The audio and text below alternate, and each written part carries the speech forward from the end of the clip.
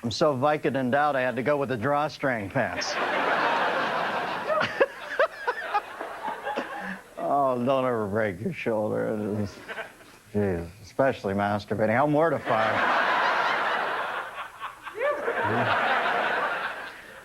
Well, I see the 20th hijacker, Zacharias Moussaoui, the Stu Sutcliffe hijacker, threw a...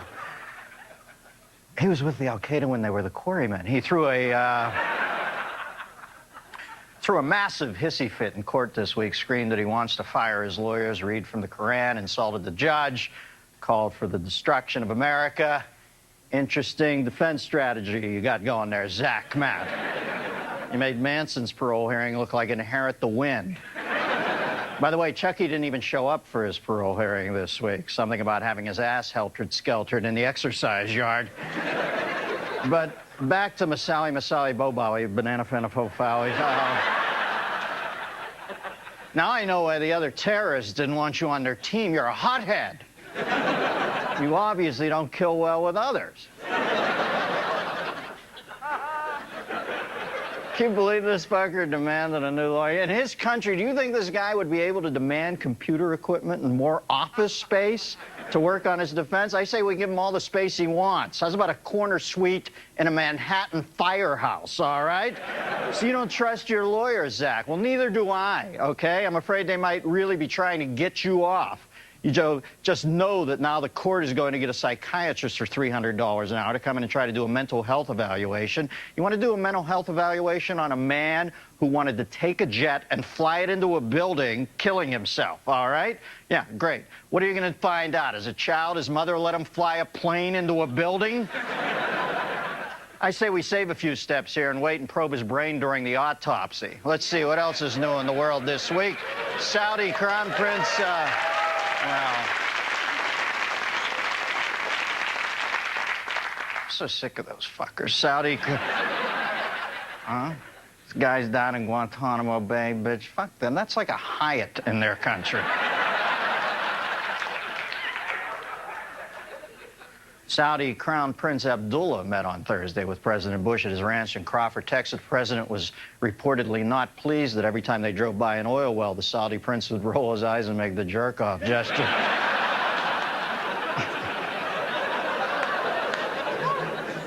U.S. government announced it intends to meet the year-end deadline for screening bags at airports by using many more machines that detect traces of explosives.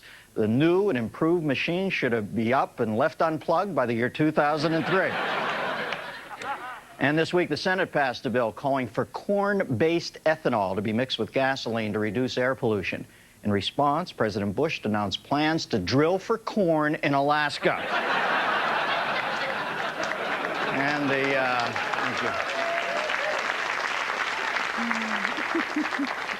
and we got the Robert Blake trial, huh? You know what I love about that is everybody, it's like stuck in a time warp. Everybody has 70s credits who's involved in the story. You know? The former stunt coordinator for Hardcastle and McCormick. Why are we interested in Robert Blake? We weren't interested in Robert Blake when he was on TV at a scheduled time, for Christ's sake. You believe this fucker has a bodyguard? Well, he hasn't done anything in 30 years.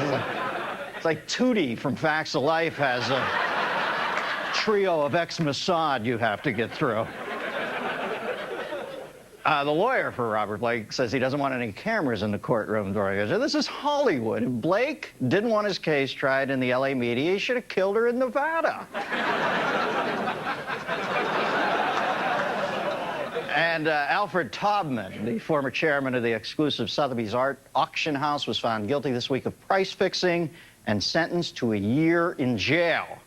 Let the bidding begin at 1 carton of cigarettes. And according to the most recent reports, Viagra is said to be finally catching on in China. Well, that's great. That should help with that whole underpopulation thing they got going on. These people don't fuck enough.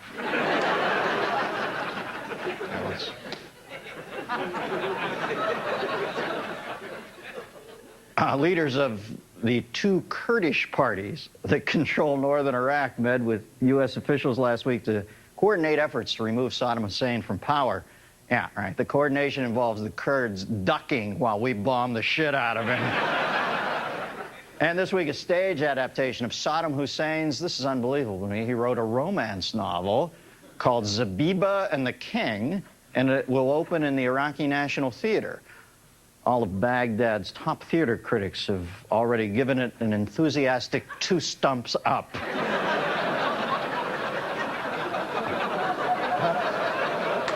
How would you like to be the lead actor in that play? A little opening night pressure there? Scientists report that they have found a protein that may be a major contributor to obesity. Yeah, it's called bacon, all right?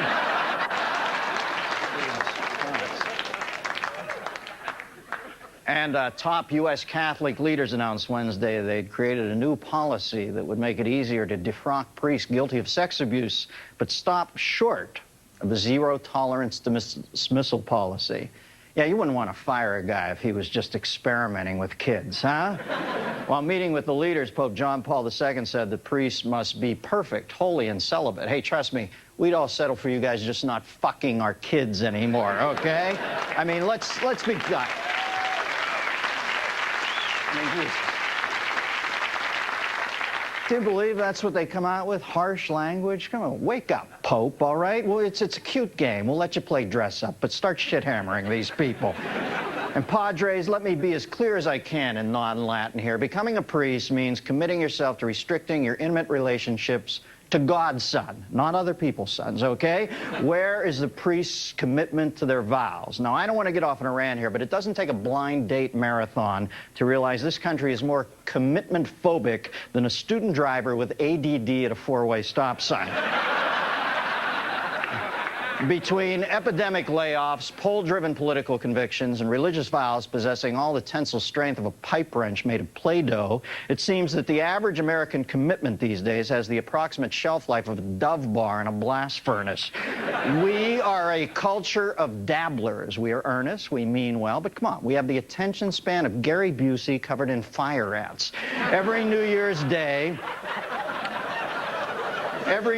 Day, we make commitments to improve our life. We swear off alcohol, cigarettes, and Krispy Kremes. We promise to pull the clothes off the stationary bike and start working out again. Then 3 days later, we're back in the Barca Lounger trying to replicate Lamb Chop's head from the lint ball we plucked from our belly button. The sprawling suburbanization of America has meant an inevitable dwindling of commitment to the idea of community. Long gone, it seems, are the days when you could just gather up a bunch of your neighbors and work together to ostracize another neighbor because he was different and needed to be taught a lesson. You know, as a kid, I had certain responsibilities around the house. It was my obligation to mow the lawn, take out the trash, put the dirty dishes into the sink. I was also supposed to empty the cat box, balance the checking account, don a mustache and pork pie hat, and drive my younger siblings to school, as well as run the family lumber business, making sure to rotate the fields so that we grew softwood when the price of paper was high and hardwood when building lumber was in short supply. Then I turned 6. You know, I take family... Nothing. I take family commitments very strongly. If I tell my kids they're going to the park, then trust me, my wife is taking them to the park. When my kids wanted a dog, I explained that it was a major responsibility. They asked for a beagle, but I warned them that some beagles had been known to live for as long as 20 years. So I convinced them to get a Great Dane. Because of their gargantuan size, they usually develop back problems 7 years in, so it's not like you're stuck with a long-term commitment to the dog. Sir Gildersleeves is now 3 years old, and he's so big he makes me lick his balls. And, quite frankly, my back is killing me. You know, a lot of my friends were afraid of getting married because they were terrified of making a commitment. Every now and then I run into these self-styled free birds, and as they tell me what they've been up to, I realize that underneath their macho bravado, they have in fact made a commitment One to a life of rice-a-roni slurped over the sink while standing next to a fridge with Spider-Man kitchen magnets holding up reminders to rewind their porn before returning it to Jimmy Yoon's video yurt and quality Simu vagina kiosk. Don't forget your punch card. You know, men are said to have a harder time with all kinds of commitment because of the deep-set Darwinian imperative to conquer as many women as possible. Yeah. You're the alpha male out there, Captain Clicker, sitting there in front of the Zeniths, so unable to settle on a single channel that you end up tapping on the remote control with the frantic urgency of a telegraph operator announcing the discovery of gold at Sutter's Mill. Yeah, a guy like you can't be saddled with just one woman. You need to spread your seed to the four corners, my friend, because we need more guys like you, don't we? Actually, we do. You're my core audience. Keep it up. You know, folks, if we...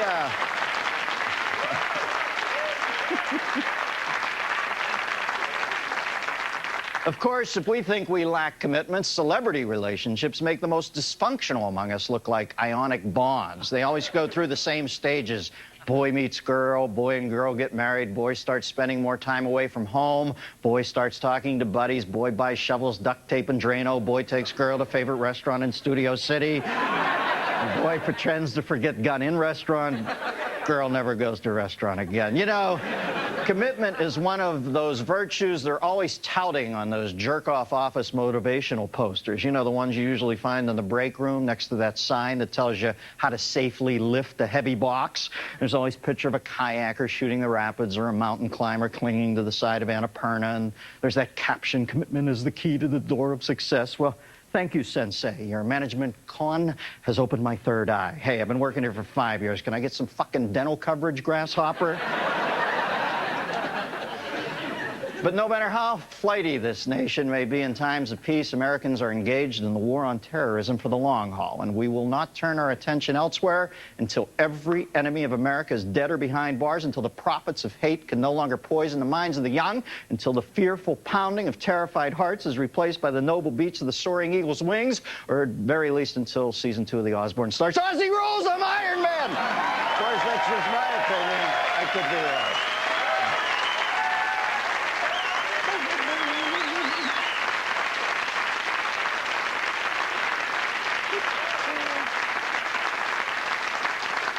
I want to know what you think, America. Give me a call at 1-800-522-8673. My guest tonight has shown a commitment to mercilessly satirizing Hollywood with, well, the best sitcom ever, wasn't it? Larry Sanders Show, the first season of which was just released on DVD. Please welcome Gary Shandling. Gary?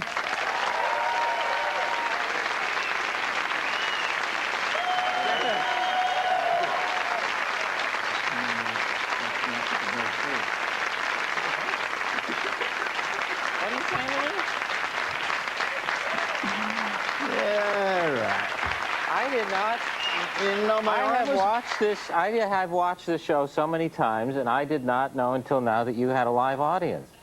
Hey, listen, you... Well, there's a way to warm yourself up with the crowd. That was a slam against you, not the crowd. The crowd was saying, oh, he thought that they didn't... This is you... I would like to see you go through security again, my friend. What happened? Well, you didn't talk about it. I was skiing. I felt. You do ski? You a skier? I do not ski. I would not ski until. Well, this is a good reason for it, because I don't have the kind of commitment to go skiing. No, the one thing I know you are committed to in life is every time. What are you doing? You really ragged on single guys. You just ragged on single. You were. Ah, it was a joke. No, it was not a joke. You were ragging on single guys, and you're married, and you seem angrier than I do. I got to tell you, you show me one single guy who who's that angry. I don't know a single guy on TV who's that angry. TV show, Garry. You were pretty angry. You know more than me, Larry Sanders. It's just a TV show. You were pretty angry. I've got to tell you. You were holding something in. You're really getting it out all right here.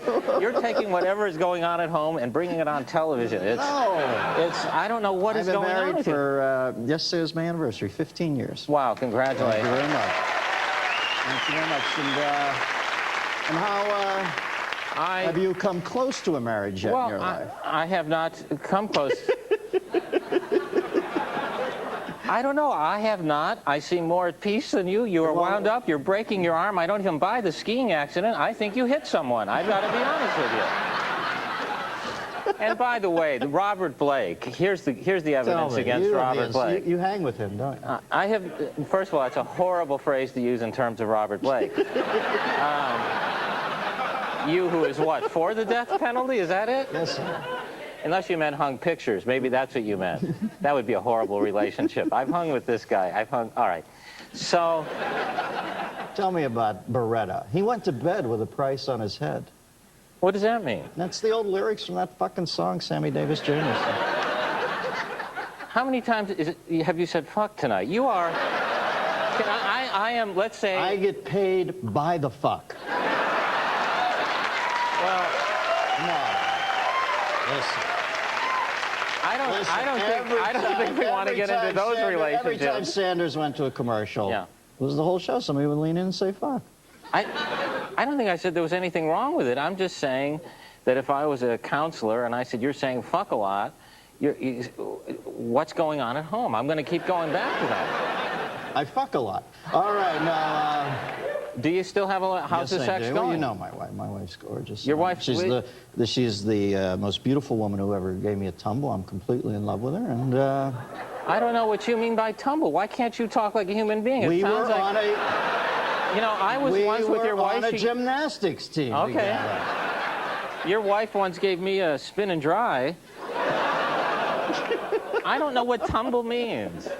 It's because you haven't tumbled in a long time. I have never had any sexual complaint, certainly, that's been filed.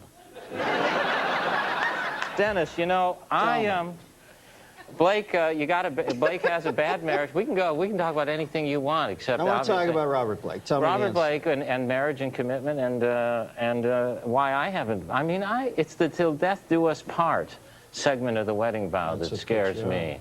Scares me. I would be there at the ceremony saying, read that. It sounds like a mafia contract to me. Go back again. Who has to die for me to get out of this thing? If I'm not mistaken, even AA is one day at a time. Don't make that gesture. No, I love that. I was just punching. Here's the evidence against Robert Blake. Bad marriage, hates his wife. They don't even live in the same house. Takes her, to a restaurant, tells her to wait in the car, comes out, she's shot. No one's that lucky. You're right, it's just too... No one comes out and goes, she's shot. I mean, oh, she's shot. Oh, my gosh. My commitment, as you know, Dennis, You commit to work. You've always I commit to work, and I commit to my spiritual life. I do actually seriously think the commitment to God and self-awareness is the most important thing.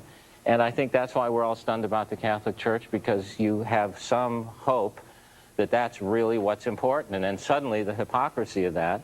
And that's where the Jewish religion is so much more evolved, because Jewish adults don't even have to touch a child to screw them up that much. My mother just goes, what did you do wrong? I wish she'd put a collar on herself and just put her hand down my pants and gotten it over with. It's the slow torture. I was raised Catholic, and I never trusted him then. I mean, even as a young kid, I used to say, wait a second, you make no money and you don't get laid? Is that the premise here? I mean, I knew they were troubled guys back then. Well, it certainly explains the bars in the confession now, doesn't it? Just to keep them separated there. You go, bless me, Father, for I have sinned. You first. All right, line 3. We've got Richard from Round Lake Beach, Illinois. Richard? Are you talking to someone on the phone? No, I'm going to take a phone call for you. Richard called in. He's got a question. Like a ghost for a second. Human, Gary. Richard, what's it like to live on the beach in Illinois? They love it. Gidget is lovely still. What? They done it. I think it's Richard Speck. He's got sand in his mouth. I fuck a lot too, man. I know what you're talking about. What? I don't even know what What's he's saying. I don't know. Rich, you're spooking us, baby. In life, I'd kind of like to know, what's the absolute scariest commitment either one of you two have ever made? You know, the type where if you don't commit, you're going to lose something you want, but if you do, you know you're going to be fucked anyways. Now, I'm telling you, that's a guy who called just to say fuck. That's what happens. That's what this show is about. That's cathartic. Oh, man. Rich, do you feel better now? Yes, I do. Thank you very much. All right. Here's what I think the biggest commitment I've had answer to... that? I didn't even hear it. Well, I listen. Okay. He said, what's the biggest commitment? The biggest commitment that you've ever made that you would really, had high stakes, where you were afraid if you didn't do it, you'd really... It would be hanging up on this guy. I think that would be it. Rayfield from Marianna, Florida. Rayfield, you got a question? Yeah, what's up, Dennis? What's up, David? What's happening, Rayfield? What's up, Dave? My bad, man. Hey, Dennis, do you agree that some good punani is the key to a commitment for any guy?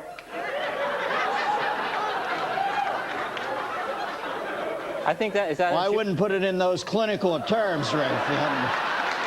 Yeah, I guess at the end of the day, in a strict medical sense, it all comes down to the poo-tang. You didn't even put the N in poo-tang. How do you mispronounce poontang? I don't have anything for breakfast. All right. How's your love life now? Are you going to commit? Do you think you'll be married, Gary? I think you'd make a good dad. I think so. I want to have kids because I certainly need the material. God knows. I'll adopt a couple kids just for my next HBO special. I think I will, Dennis. I think it's just, I'm going to do it. I mean, I think that I've grown a lot, and I think that I've had a lot of experiences, and I think that... now you're ready to I'm ready. I really do. I think it's the opposite sex scares me. I think it's right to be concerned because it's the opposite sex. It just doesn't make sense. Maybe homosexual men, maybe you do better to end up with a guy because the sex dies down eventually anyway, and then at least you have someone to watch the game with. You go, hey, I don't want to touch you. That's fine. Just give me the remote. I can't find it. Yeah, well, where is that? I thought that was the remote. Well, thank you very much. What a compliment. Now, Larry Sanders, my way of thinking, this is the best sitcom ever. Now, how are you going to fall? I don't even think of it as a sitcom. No, but you know what I'm saying. It's a half-hour comedy show. I don't know what I'm going to do. Dramedy. Do you have an idea to back it up? Because it's a tough one, man. You mean that wasn't enough? You think I need to do more? But I know you're a young guy. You're a great conceptualizer. You must have the next iron in the fire. I think literally what I've done, Dennis, is taken this time to make sure that what I do next is exactly something I want to do, because the commitment to it is, as you know, really difficult, hard. This is your 200th episode, right? Yes, it is. Well, congratulations. Thank you. Thank you very much. But I'll tell you something seriously, Dennis, and you know this. Nobody knows how hard this is and how much preparation there is. Did you just come in? I got in around 20 minutes ago. So it's so... he did. But he really does it. He comes in 20 minutes, but, It's a hard 20. I don't want to get into that, but the fact is, I'm sure you're exaggerating. It's probably a hard 18. But the fact is the truth is you are able to somehow do it very quickly and get to the show very quickly. But it's a big commitment and very difficult to do this many episodes. This is my third time. I know. And I got to be honest with you, I was halfway bored through my second time. I know you were. And believe me, it showed. Gary Shandling, ladies and gentlemen.